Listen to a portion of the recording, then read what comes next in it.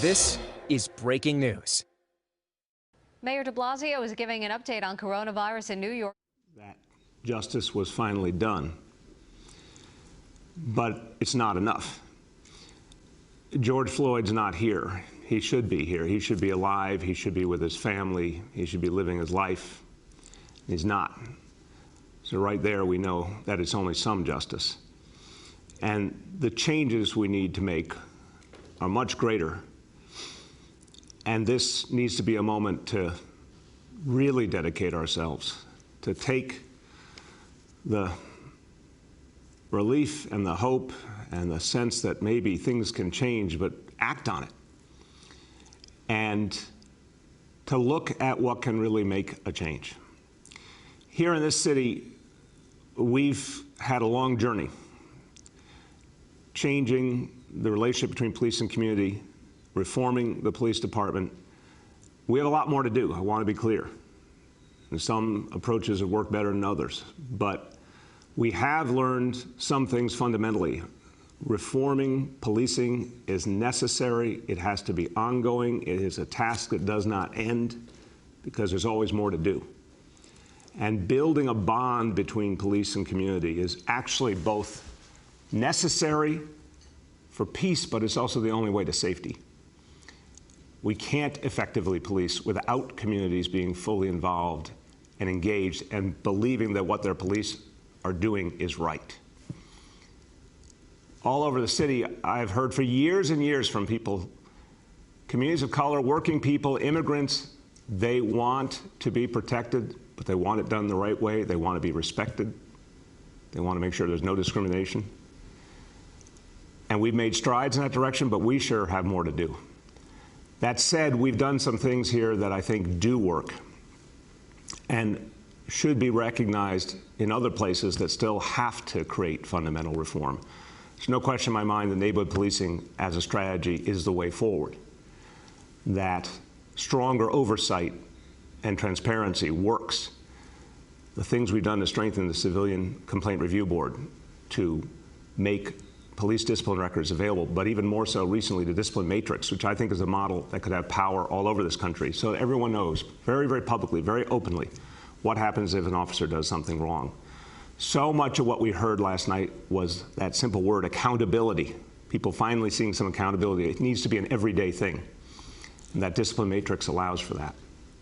Retraining the police force. That happened here, every single officer after the killing of Eric Garner.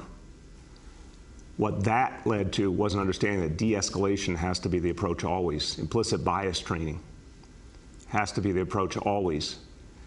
Right now, I think every police officer in America should be retrained to de-escalate conflict, to use the minimum of force, not what we've seen in so many horrible videos, the maximum of force, unnecessary force, reckless force. So the changes that we're making here, I really do think could be the basis of a lot of good other places as well. And also acknowledging the problem, as we did in the recent series of police reforms, acknowledging that there's structural racism in policing that must be weeded out, that work continues, saying those words and acting on them. And the work we're going to do with our Racial Justice Commission, looking at our whole city government and our laws to recognize where there's institutional racism and very specifically identify it, renounce it, move forward with new laws, new policies. That's the work we're going to have to do every day from now on, so we never lose another George Floyd. We never have to wait on a jury verdict because the work has been done at the beginning. And there's never a moment like this again. So we feel relief, we feel hope, but I feel resolve, and I hope we all feel resolve to do a lot more to build from this moment. Okay, let's talk about what we talk about every single day. How do we bring this city back, and the crucial role of vaccination in bringing this city back. Again, everyone, I want you to take this personally. You can help bring back New York City. You can be part of our recovery through the simple act of getting vaccinated. A lot of people out there have been waiting for a moment where it got easier. That's this moment right now. It's easy now. Literally, it's easy to get an appointment. Go to nyc.gov/vaccine finder, or you can call 877-VAX4-NYC. You can get an appointment quickly. It's the best it's ever been. And more, we're using the walk-up approach. Currently, it's for folks 50 years old and older at 30+ city vaccination sites. We're looking to expand that effort. We'll have more to say on that soon. But what could be easier than just walking in and getting the shot? We're going to have more and more sites near where you live, more and more pop-up sites at houses of worship and public housing. It's going to be easier and easier, and we're taking the vaccine to you. The vaccine bus is on the move. It'll be in Chinatown the next days, and then after that in Astoria, Queens. And the vaccine bus is the kind of approach that we're really excited about, because anything that brings the vaccine to the people, makes it easy, makes it visible, is helpful. So this is one of the approaches we're going to use more and more. So as we continue to move forward, we're going to continue to innovate and make vaccination as easy and convenient as possible. To date, 5,890,423 doses have been given. That's extraordinary, and that work continues every single day. Okay, now let's talk about the really big picture, where we go from here. And we talk about a recovery for all of us. It has to be about our future. It has to be a recovery that means we are protecting all New Yorkers from a host of challenges and making the city strong and sustainable for the future. So, of course, I'm going to talk again about the climate crisis. This week, especially as we get ready for Earth Day tomorrow, we're thinking about the climate. And this is what we're going to be thinking about for years and years. COVID is going to recede. It's going to be less and less of what we think about by the end of this year. More and more of our attention is going to go into climate, where it needs to be. So all week we're talking about the future. The future is renewable energy. And the future is doing things we have not done before and challenging ourselves to go places that we haven't gone before.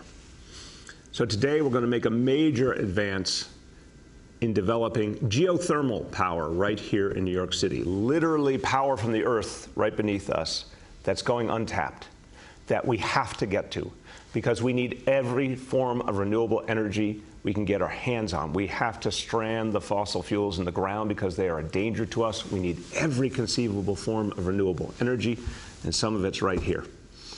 New York City has succeeded in building geothermal systems for individual buildings.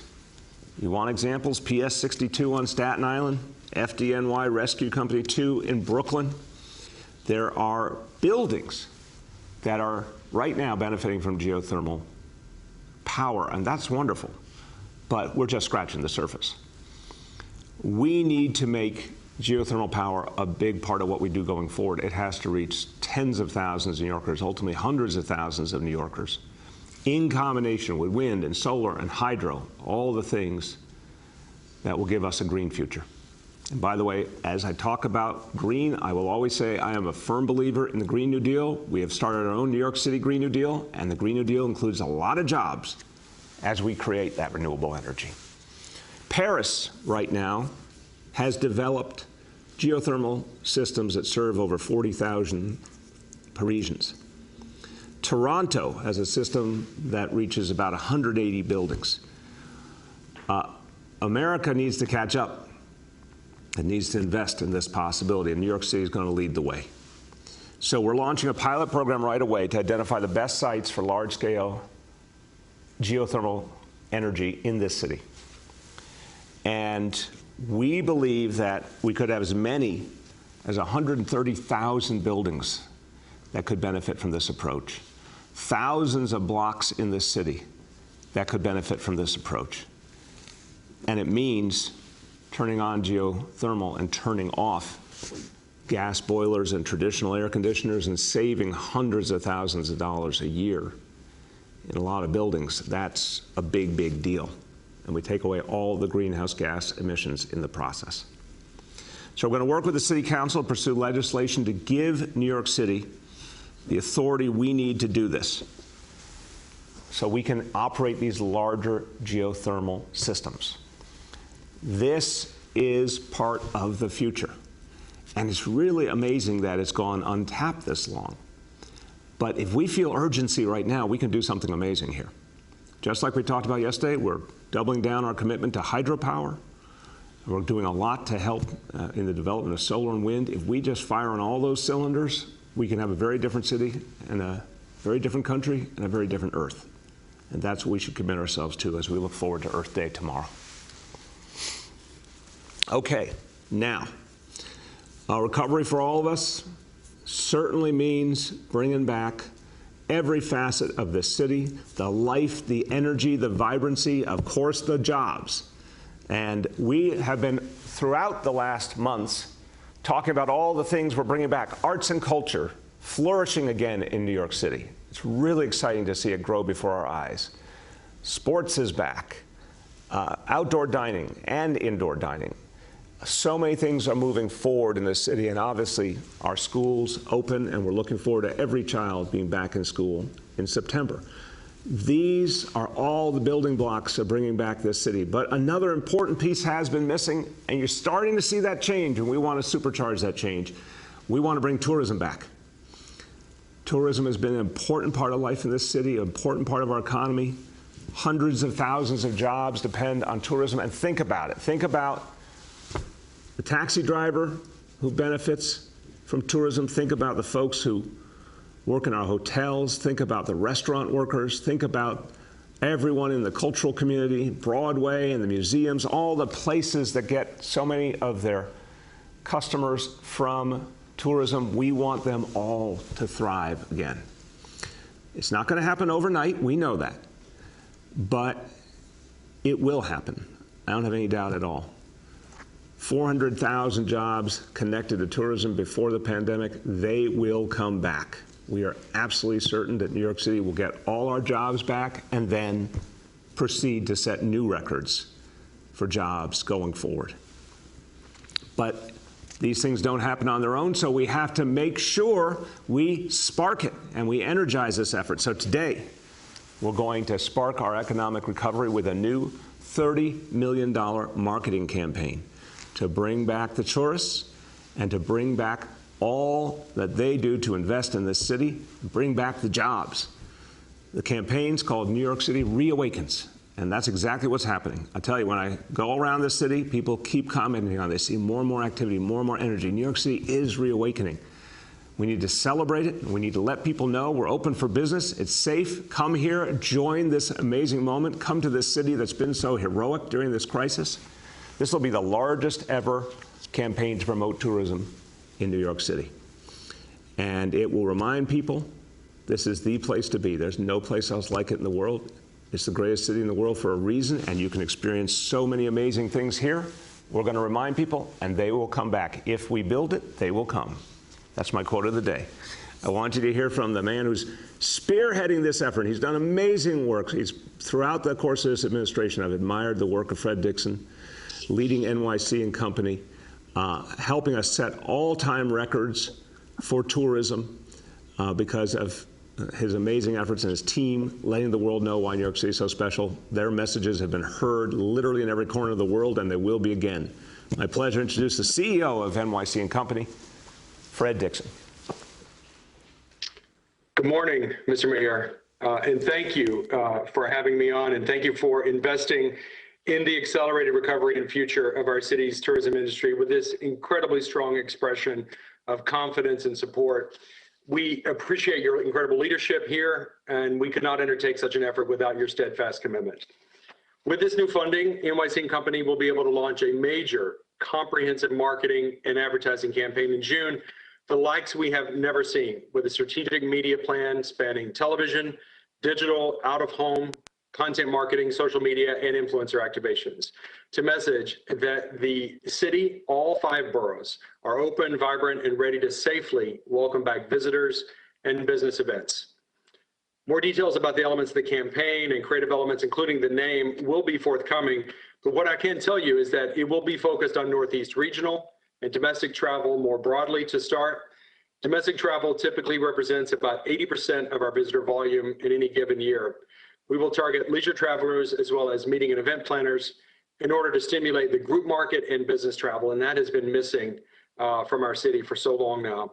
The campaign will also target international travel markets as those begin to open back up. And we'll know more about that as borders reopen and international travel resumes, but we will be poised as those opportunities present themselves. We're going to do all we can to accelerate tourism's recovery. And this campaign will help us do just that, ensuring that New York City remains one of the world's most aspirational destinations in what is sure to be an intense competitive environment for travelers and their spending as the nation opens back up. Additionally, and I'm excited to share this, in the run-up to the campaign in June, NYC & Company invites New Yorkers to begin taking an active role in recovery by inviting friends and family to plan a visit. A digital invitation titled "Wish You Were Here" in NYC is now live on our website at nycgo.com/NYCRSVP. In just a few easy steps, you can send a customized invitation to visit with links to neighborhood guides, a calendar of events and exhibitions, and deals throughout the 5 boroughs all year long. Research tells us that the first wave of travel will be primarily to reconnect with friends and loved ones. There are exciting things happening across the 5 boroughs, as this group knows right now, and the time is now to invite friends and family to plan a visit and be part of this comeback. I want to thank you again, Mr. Mayor, for your leadership and your support of our recovery. I cannot express enough what this means to the tourism and hospitality industry, to all the workers, and to me personally. It is literally the shot in the arm that we all need right now to begin rebuilding this great city. So thank you, sir. Thank you so much, Fred. And Fred, seriously, what you and your team have done for years, you don't get many chances to hear our appreciation. You just do the work, and you've brought in millions and millions of tourists to the city. And so many people have thrived, so many businesses, so many jobs because of the work of you and your team. So I just want to thank you on behalf of 8.5 million New Yorkers for such successful efforts. And this is a great example. You know exactly what to do because you've proven it year after year. You now have the resources to go out there. And I don't have a doubt in my mind that, yeah, there's a lot of competition. There's a lot of great places to go. There's only one New York City. And the more people get reminded, the more they're going to come right here. So thank you, Fred, to you and your team for all you're doing. Thank you, sir. All right, now, what does it mean? What does it mean to bring tourism back? Well, we wanted you to hear from someone who really understands this very personally. He is a New York City legend. I don't think that's too strong a term. And he has thrived in the city, and he has built businesses, and he has employed so many people. And yeah, a lot of New Yorkers enjoy the amazing work he does, but people come literally from all over the world. And so I thought, if you're going to understand the power of bringing back tourism, what it means for the city, let's hear from someone who has been beloved and for whom tourists travel a long, long way to experience his magical restaurants. My pleasure to introduce the legendary chef, Daniel Boulud. Chef, are you there? Yes. Oh, I'm here. Do you hear me? We hear you, but we don't. There you go. We see you too now. Oh, we saw you. Now let's get you back. There you go. I'm there. Thank you. Thank you, Mr. Mayor, and congratulations on your decision to really lift our city back with our tourism. Of course, like you say, tourists come from all over the country. Right now, we have a lot of tourists who are driving, and they drive from, I would say, the 10 states around New York City, and it starts to be very exciting. We see people flying from East Coast to West Coast, but we also need the international tourism. I have more restaurants to reopen, and I've not been able, but many of my colleagues as well. And every neighborhood in New York City will benefit from a tourist. It don't matter if you make the best pizza, the best sandwich, the best salad, or every cuisine, and every little or big restaurateur will definitely need and will also have to see back our tourism in order to survive, for sure.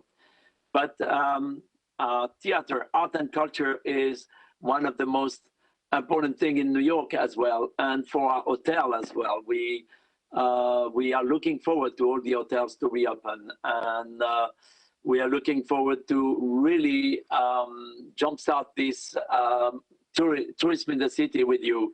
And I can't say how much I am excited by this initiative, because that will really I can imagine already many of my colleagues being so excited by the rebirth of New York City, but the rebirth of our economy, but also of our culture. And I think that's what we need.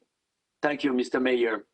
Chef, I want to tell you, I really appreciate your just total belief in this city, and I've seen it so many times, and I love it. And I remember when we were together last year at the ribbon cutting for the One Vanderbilt building right next to Grand Central Station, and I was really struck when you spoke, because you talked about the new restaurant there in the building that you're opening this year, and you said it with certainty.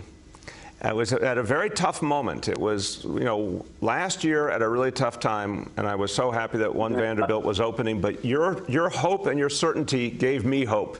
And I want to thank you for just being so fantastically committed to New York City. Well, Mr. Mayor, in about a month, we are opening Le Pavilion, the new restaurant at One Vanderbilt, and that I hope will also initiate the fact that tourists want to come back to discover also this restaurant and many other restaurants. I have colleagues who have opening small restaurants, and I hear that there's chefs coming to New York City who want to open restaurants. So New York City has always attracted young talent and always attracted creativity and ambition. And I think anyone who is ambitious and creative should join us in New York City, because it's going to be exciting.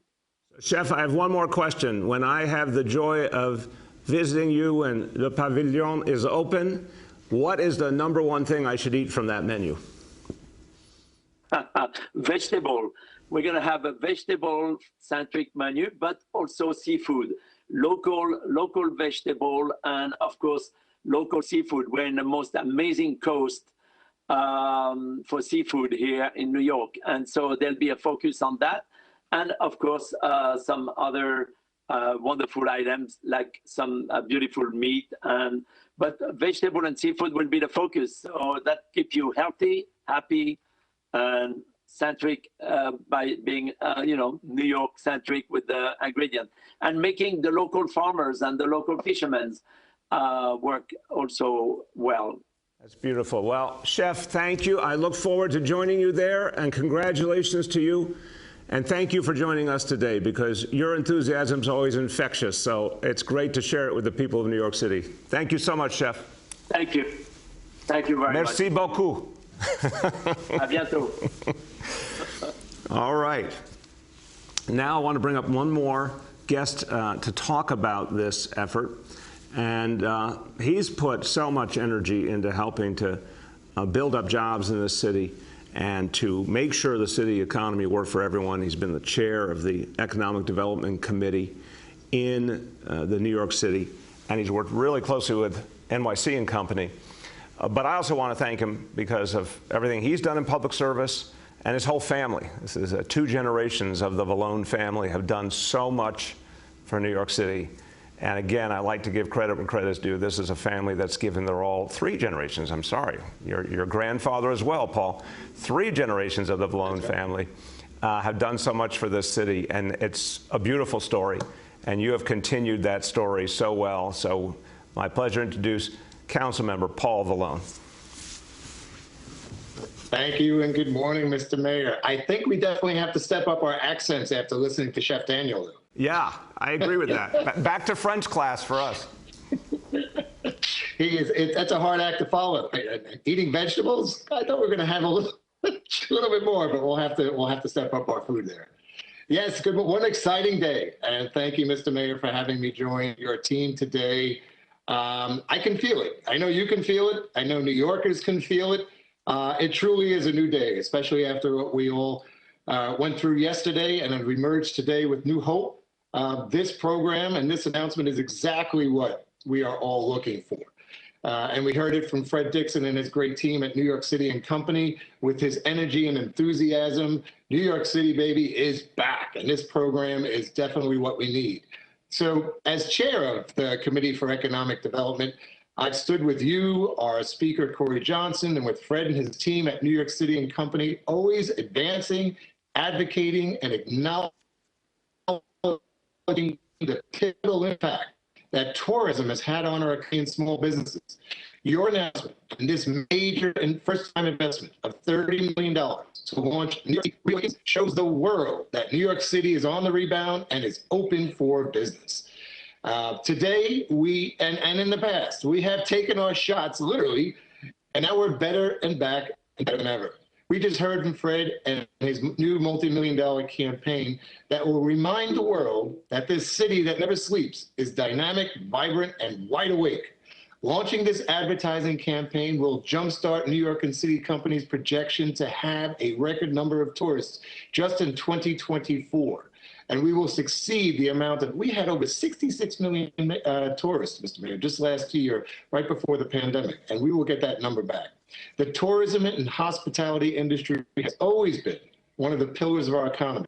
So I applaud and stand with you, your administration, and Fred Dixon, the leader and face of New York City and Company, who will once again lead this tremendous New York City Reawakens campaign by making this proactive investment in our recovery and our future.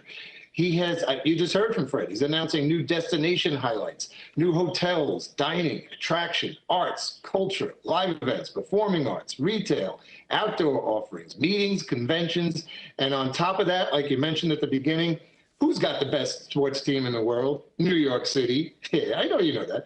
And they are all pushing for glory in the playoffs. What better way to celebrate living again than going to your favorite team with your family and cheering on your Mets, Yankees, Knicks, Nets, Islanders, and Rangers. So clearly, New York City is reawakened, reimagined, and emerged once again as the only place to be. So thank you, Mr. Mayor, for having me join you today on this great day. Thank you, Council Member. And you have made it official today. Yes, the Knicks are actually going to be in the playoffs. So all things are possible. I think this is the greatest affirmation in the world. Never give up. If once you don't succeed, try again. Look at those Knicks. So thank you so much, Council Member. 7 in a row. There you go. Thank you. All right, now, as every day, let's go to indicators. And again, today, I'm going to put all the disclaimers on. We got a long way to go. We got a lot of work to do. But again, today, we see some good news. So here are the indicators. Number one, daily number of people admitted to New York City hospitals for suspected COVID-19. Today's report, 162 patients. Again, well below the threshold. Confirmed positivity, 52.69%. Hospitalization rate per 100,000, 2.64. So we keep moving that rate down. We want to get below 2, and we're making progress. Number two, new reported cases on a 7-day average. Today's report, 2,063 cases. So again, nice, steady downward line there. We like the look of that. And number three, percentage of people testing positive citywide for COVID-19. On a 7-day rolling average, today's report, 4.83%. So now several days below the threshold. We want to keep driving downward, but these are definitely good signs. Okay, I'm going to say a few words now in Spanish. Going to go back to the efforts to bring back tourism strong in this city. Nuestra ciudad está recuperando y queremos que los turistas sepan. Estamos listos para que visiten. Hoy estamos lanzando una gran campaña de turismo para dar de nuevo la bienvenida a los turistas. La industria del turismo representa miles de puestos de trabajo. Vamos a recuperar esos trabajos y recuperar nuestra ciudad a la vez. With that, let's turn to our colleagues in the media, and please let me know the name and outlet of each journalist. Good morning. We will now begin our Q&A. As a reminder, we are joined by Dr. Mitchell Katz, President and CEO of Health and Hospitals, Senior Advisor Dr. Jay Varma, and Ben Furness, Director of Mayor's Office of Climate and Sustainability. First up, we have Juan Manuel from New York One.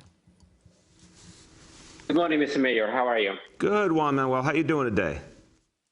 Very good, thank you. Regarding your announcement on tourism, what do you think the city should do when it comes to tourists visiting the city? Should they bring, and I know that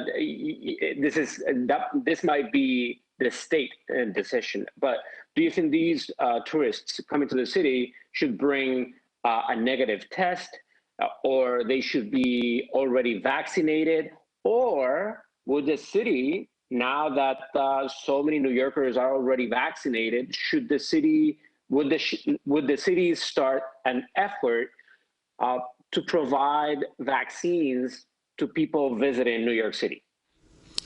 Good questions. I'll try and keep it simple. Look, I think what's obvious is a lot of tourism is already being driven by people who have gotten vaccinated, by folks. That's the number one, I think, of what's happening here. And obviously, I think a lot of people are being smart if they haven't yet been vaccinated to get tested. That's certainly what we want to see to the maximum extent possible. Get vaccinated wherever you are. It's a great door opener to travel. As for our ability to serve people here, look, we still have a lot of people to serve right here in this city. As you know, folks have been getting vaccinated in New York City from the suburbs, from Connecticut, from New Jersey, from the very beginning. So that's not a news flash. It's a good question how we want to handle and support tourists going forward. I'm hoping we'll have the ability to do that. But right now, job one is to focus on the millions of New Yorkers who still need to get vaccinated. That's the best thing for everyone. Go ahead, Juan Manuel. And are you getting worried the fact that right now it's so easy to get a vaccine and you still have a lot of New Yorkers that apparently are not getting an appointment, or they are not even going to one of those sites if they are over 50 and walking and get vaccinated? Is it, given the fact that we are still getting at least 2,000 cases, that's a 7-day average of new cases, are you concerned that maybe there are some New Yorkers right now that they just don't want to get the shot? I'd say a couple different things, Juan Manuel. So right now, as of today, we've got about 3.2 million adults in this city who have received at least one dose. I think people who have received one dose, obviously overwhelmingly, are going to get the second dose. I think a lot more people are now coming forward to get vaccinated who haven't been vaccinated yet at all, because it's getting easy finally. This is a really new phenomenon. You know, a week ago, or a little more, it was really, really hard to get an appointment. So we've only gone a matter of days where it's finally easy to get an appointment. And we're seeing that that is helping a lot of people to finally come forward. The outreach efforts, everything we try, we find works. More grassroots sites works, door-to-door works. Not having the need to have an appointment, just walk up, works. We're just going to apply those approaches more and more and more. So there's plenty of people out there that we can and will reach. I'm very, very confident we'll be able to get a lot more people. And the fact that it's easier is going to actually help us a lot. Go ahead. Next, we have Jeff Mays from the New York Times. Hey, good morning, Mr. Mayor. I'm not sure I appreciate your Knicks jokes, all right? But wait. Jeff, that was affirmational. I mean, it didn't sound that way to me. Okay, let me clarify, Jeff. This will not count as a question. I just need to say this. I actually am saying it with respect. We all know that history has not smiled on the recent New York Knicks, but this year's team is earning it. I'm tipping my cap. They're the real thing. So that's right. I'm glad you gave me an opportunity to clarify, Jeff.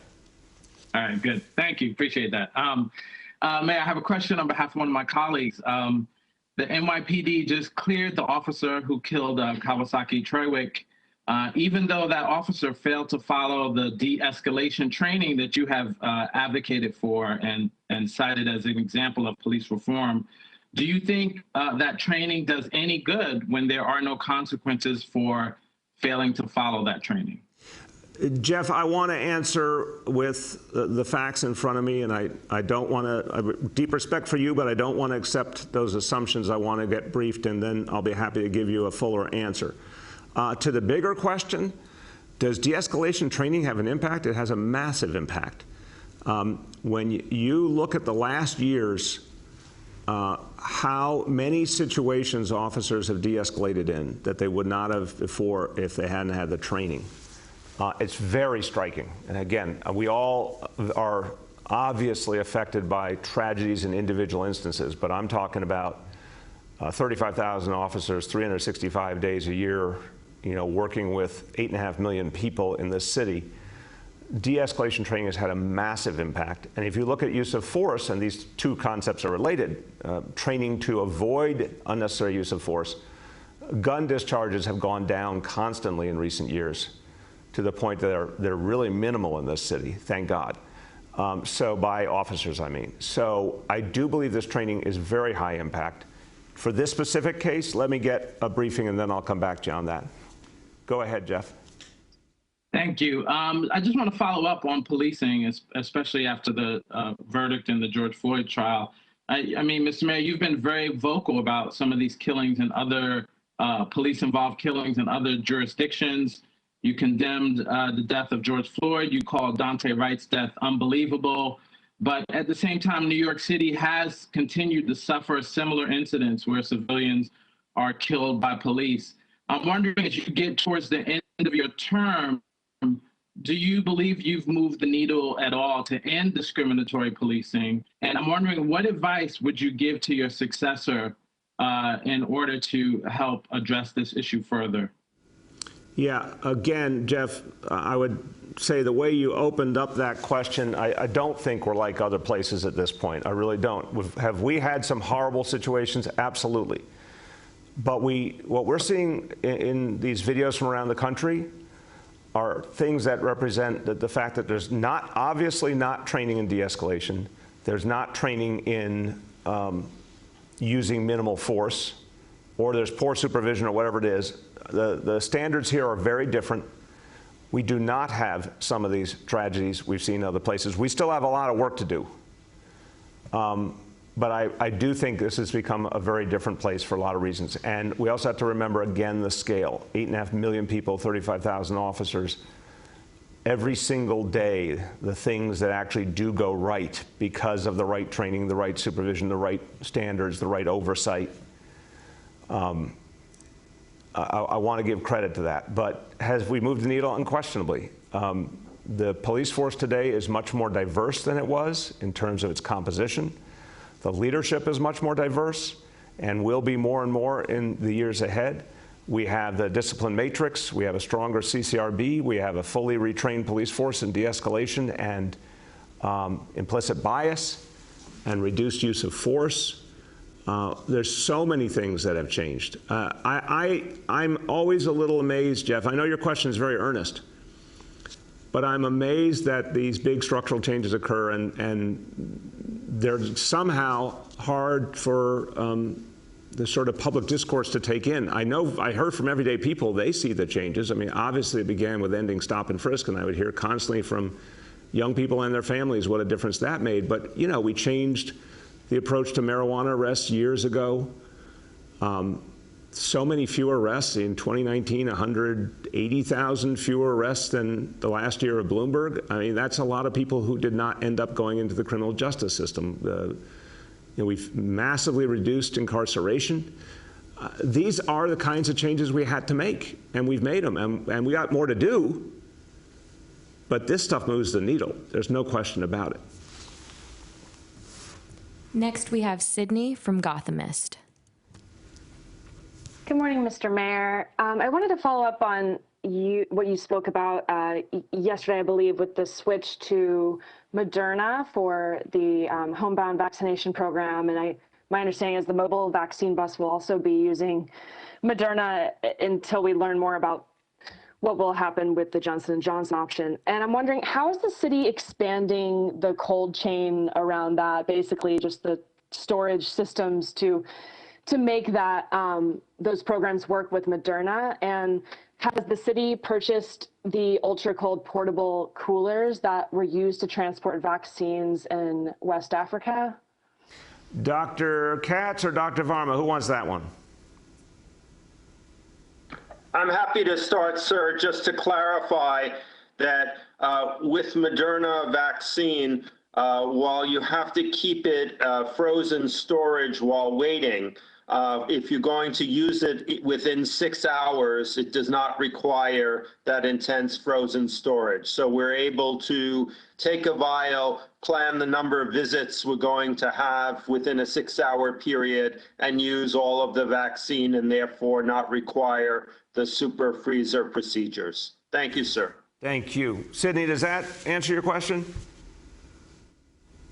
I think so. I guess I'm just wondering like how the switch to Moderna is happening, given there was so much talk around how Moderna and Pfizer were just not an option before, and we were waiting on Johnson & Johnson. So I'm just kind of wondering how. Yeah, I get it now. I'll start and I'll turn to Dr. Varma.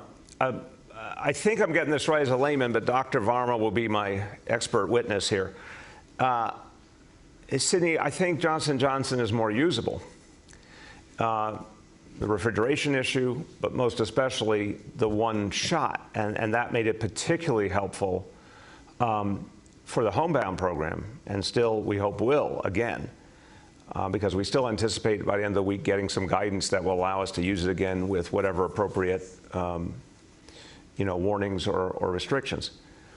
But I want to tell you, I was up in Co-op City in the Bronx, and I was talking to folks when we opened up that center there, that vaccination center, who came, and it was really striking to me. These are exactly the folks we wanted to reach. Working class folks, city employees, everyday New Yorkers, overwhelmingly people of color, and a number of folks in individual conversations said to me, oh, I'm here because it's one dose. I didn't want to deal with 2 doses. I just wanted to get it once and get it out of the way. And the Johnson & Johnson actually turned out to be a real selling point there. So I think it's really valuable as a tool because it's easier, but also because it's going to be more appealing to people. And for the homebound, it's just immensely better to not have to come back a second time because it takes so much effort to do the homebound, and it's so much better for the folks involved just to get it once. Jay, you want to add? Yeah, I would just add to give Sydney a little bit more technical information. There have been some changes in the way Moderna vaccine needs to be handled, what we refer to as unpunctured vials. And they can be stored at refrigeration temperatures for up to 30 days and don't require that ultra cold storage. So the main challenge has been that, we designed our homebound program according to the J&J requirements because, of course, it is much more flexible overall, not just the single dose, but also the routine storage and handling. And so it did take us a little while to adjust our procedures to manage how we're going to administer the Moderna vaccine. But we are able to do that now and hope to continue to increase the numbers regularly. Thank you. Next, we have Sean from Daily News. Yeah, good morning, Mr. Mayor. How are you? Good, Sean. How you been? I'm doing well, doing well. I just wanted to pick up from where Jeff left off, just in the vein of police accountability you've been discussing. So yesterday, a Manhattan judge gave a possible start date for a judicial inquiry into Eric Garner's death. City lawyers have been pushing to get the judge to throw out the case. So I guess I want to ask, how can New Yorkers take your comments about police accountability just now seriously when you're trying to get an inquiry into Eric Garner's death dismissed? Sean, this is about, a case that obviously was acted on by the city of New York, where there was accountability. And I think the fact that that accountability happened is what matters here. It didn't happen from the U.S. Justice Department, which is something that continues to frustrate me, but it did happen here with the NYPD's process. So I think the fact is that the law department believes that the issues have been addressed and we're moving forward. Go ahead, Sean. Yeah, so thanks for that. I mean, I understand you may be called upon to testify if the case is allowed to proceed would you be willing to do so? Again, Sean, this is something I defer to the law department on, but I think there's a long-standing belief that there has to be a very, very careful approach to if and when a mayor ever gets involved in a court case. There are lawsuits and court actions hourly directed at the city of New York, and I think the law department's very wise assumption is that it's very, very rare, if ever, that a mayor gets involved in testimony. Go ahead. Next, we have Yehudit from Borough Park 24. Good morning, Mr. Mayor. How are you? Good. How you doing today? Good. Thank you.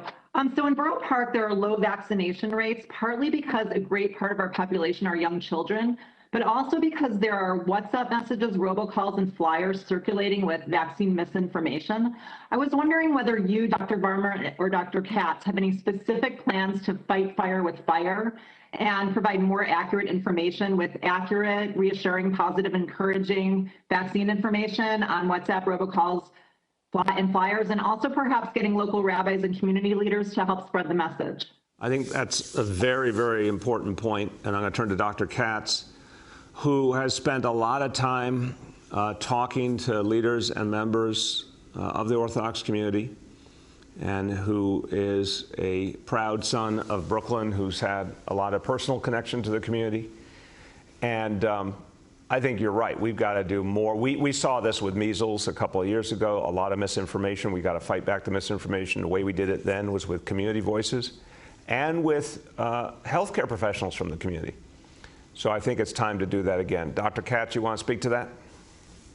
Yes, sir. Thank you so much. And I appreciate the question and the sentiment behind it. The rabbinic has been very responsible. In fact, they've censored some of their own members who suggested that vaccines were not a good idea because a basic tenet of Judaism is protection of life and protection of your community. And the vaccine does both of those things. So I think the overwhelming view rabbis is that this is a very important intervention to have, and we'll, following what the mayor has said, we will double our efforts to counter the misinformation. Thank you. Thank you. Go ahead, Yehuda.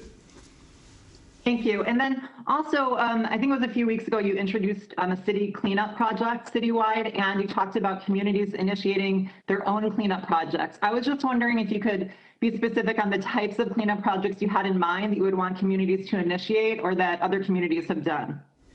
Yeah, obviously we've got the City Cleanup Corps coming, which will go all over the city and work with community groups and, you know, do everything from pick up litter to remove graffiti and create murals. I mean, a whole host of things. But we also see community groups just doing their own cleanups, and we want to support them and work with them.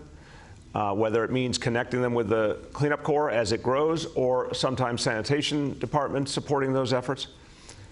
A lot of people are just pitching in, and there's tremendous energy and recognition that, you know, cleaning up is part of our renewal and part of our moving forward. So definitely community groups that want to work with us, we want to connect them with the cleanup corps, connect them with sanitation department, help them make things happen.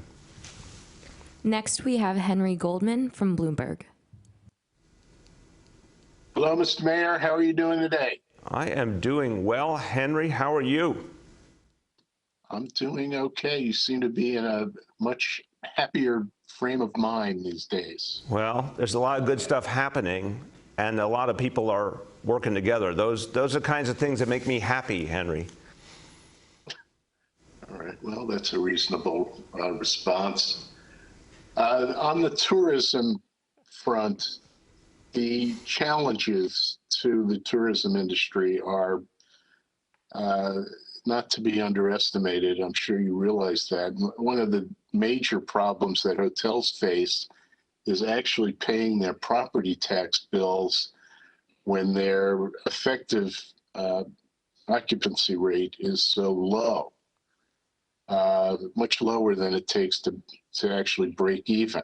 They've been asking the administration for a moratorium on paying their property tax and avoiding the enormous, I'm not sure what the interest rate is, very high. It's like paying a credit card bill if you are late on your property taxes. And so far, they have not had any success in persuading the administration about this. So where does the administration stand on giving these hotels property tax relief, or at least a moratorium on paying this bill, and certainly not paying the interest rate on the late payment of the tax? Yeah, Henry, look, I'll make it simple. We're certainly talking with the industry. We're looking at ways that we can be helpful, but we're also mindful that we got to keep moving the city forward, and that what we do with one industry, we have to think about parallels with other industries. So this one's not just to sort of snap your fingers. We have to think about this one some more, but we are talking to the industry. We do hear their concern, and we'll have more to say on it in a little while. Go ahead, Henry. The second question I have is that there's this proposal going around the city that the city should spend $1 billion giving the 500,000 most needy individuals in the city $1,000 a year, or actually it's $2,000 a year. That would amount to a payment of about $167 a month to these individuals. This is a proposal that's been raised by the person who's currently leading in the public opinion polls to be the next mayor of New York City.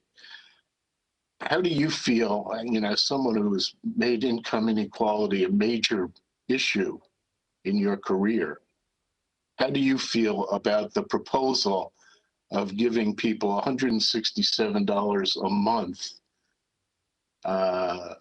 to somehow address this issue of income inequality? Look, I think it's a good conversation for the city to have. What I would say is I am most focused on the most structural ways of addressing poverty. I think it is about guaranteeing higher wages, which is why I was an early supporter of the fight for $15 minimum wage. It is about reducing burdens on people to a much higher level than that would achieve. For example, giving families free 3K and pre-K, which takes, on average about $10,000 per child of cost off of a family for each grade level. Free after-school programs, which we deepened quite a bit.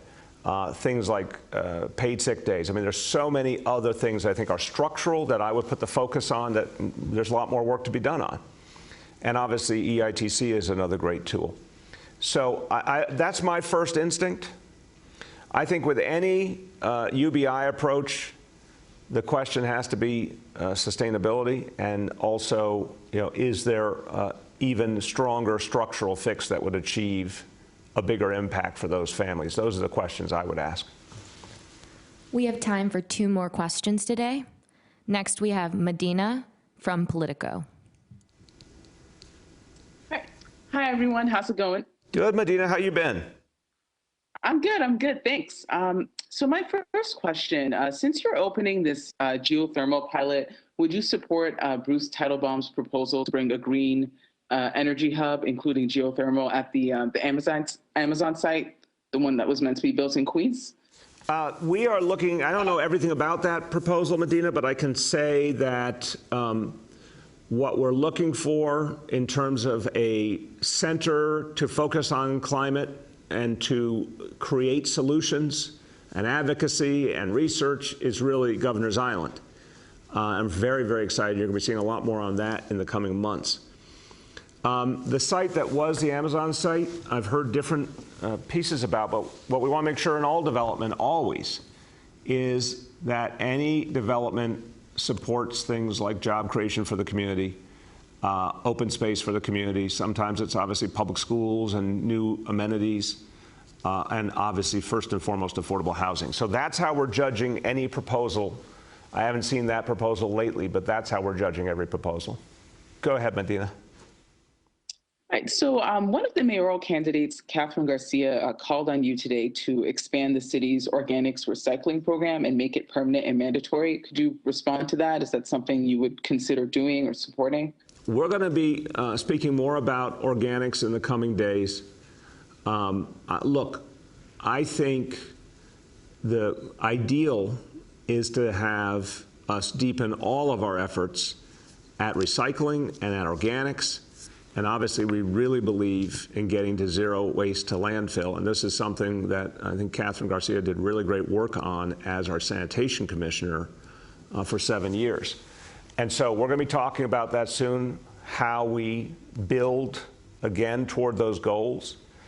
I think the question of mandatory to me is a challenging one in terms of what we can ask of people and what's going to work. But we're looking at all those issues right now, and we're going to come out with some updates soon. Our last question for today goes to Abu from Bangla Patrika. Abu. Wait, he's almost here. Hello. Hey, Abu, how are you? Hey, good. How are you? Good, good. Okay. I would like to know the New York State, the undocumented immigrant who will get some stimulus. Is there any plan of New York City when the program will start? Great question. We're working on that right now, and we got to get you an update on the exact way it's going to be implemented. The state legislature, I've been given a lot of credit lately. It is all deserved to Carl Hastie and Andrea Stewart-Cousins, because this was a very important decision on their part to help our fellow New Yorkers who are undocumented. This is really going to help a lot of families who are our neighbors. So I'm really appreciative of it. The how it's going to work, we will have updates on that soon, and we can update you. Go ahead, Abu. And then any update of the Johnson & Johnson vaccine? I'll start and I'll turn to Dr. Varma. From what I understand, Abu, I think the greatest likelihood is by the end of this calendar week, some kind of guidance from the federal government. And I think it'll be either some warnings or maybe some age restrictions. But what it will say to us, I'm hoping and I believe, is that we can use Johnson & Johnson widely again. We certainly would greatly benefit from having it back as part of our effort to reach so many more New Yorkers. That's what I think. I'm not guaranteeing that, but that's just what I think the tea leaves are telling us. But you'll now hear a more educated response from Dr. Varma. Well, Mr. Mayor, I think you actually summarized it quite well. The Advisory Committee is meeting tomorrow to discuss the latest updates on this, and we are hopeful that they will make a recommendation to continue using the vaccine, potentially either with increased education of people so that during their informed consent process they know about potential risks, or possibly with some restrictions based on either age or gender. We have heard recently this past week that the European Medicines Agency has gone forward with permitting the Johnson & Johnson vaccine to be used with only additional education of people receiving the vaccine. So we are hopeful that we'll get more information by the end of this week and they can restart using it where appropriate. Excellent. Thank you, Dr. Varma. And listen, as we conclude, I think the key point again is, we have, for the first time, a wonderful reality in this city where anyone who wants to get vaccinated can get it quickly and easily. I remember during all those months where people were struggling to get appointments, the many valid questions, the frustrations, people were saying, oh my God, it's so hard to get an appointment. This is really difficult. And they were right. And we all worked together to maximize the supply and get the freedom to vaccinate from the state and set up more and more vaccination centers. And then we got to that very good day last week where it started to get easy to get appointments. And I, for one, am really, really happy about that, because I think that will bring in hundreds of thousands of folks who were waiting for it to get easier and needed it to be a little bit easier. And from there, more and more people will keep reaching them at the grassroots, and that's going to continue to build this recovery. So everyone, Do your part. If you haven't yet done it, then now is the perfect time. Go out and get vaccinated. Thank you, everybody.